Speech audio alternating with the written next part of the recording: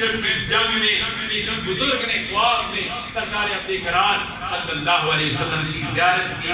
سرکار ایسے محسوس ہوتا تھا جیسے سرکار بڑے دور دراز سے سفر کر کے آئے ہیں. اس بزرگ نے، اس اللہ والے نے خواب میں سرکار سے پوچھا، یا رسول اللہ صلی اللہ علیہ وسلم دور دراز سے سفر کر کے تشریف لا رہے ہیں. سرکار نے عرض کی پاکستان والوں کو مدد کی ضرورت پڑ گئی تھی، میں پاکستان کی مدد کرنے کے لیے گیا تھا. الحمدللہ سن 1965 میں سرکار عبد کرار صلی اللہ علیہ وسلم نے مدد فرمائی.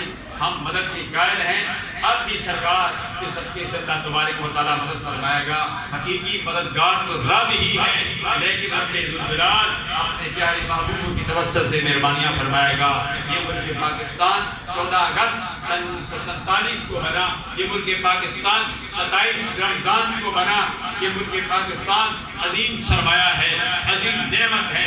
اس ملک پاکستان سے محبت کیجیے. اور اسی ملک پر 14 اگست کو اس خطبہ محرم الحرام آ رہی ہے. ساتھ اسی کے ساتھ 14 اگست کو ملک پاکستان کے خطے کے کڑیوں میں اور جو تعلیمی ادارے ہیں وہاں پر، جو سرکاری ادارے ہیں وہاں پر افواج پاکستان، پولیس والے، تمام شعبے سے تعلق رکھنے والے حضرات اپنے اپنے انداز میں سادگی کے ساتھ 14 اگست کو 14 اگست منائیں گے.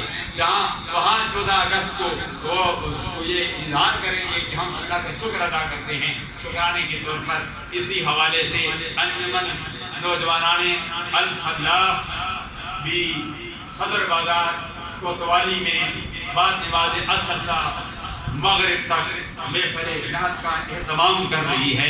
اس میں بھی تمام حضرات کو دعوت دی جاتی ہے. اللہ تبارک و تعالی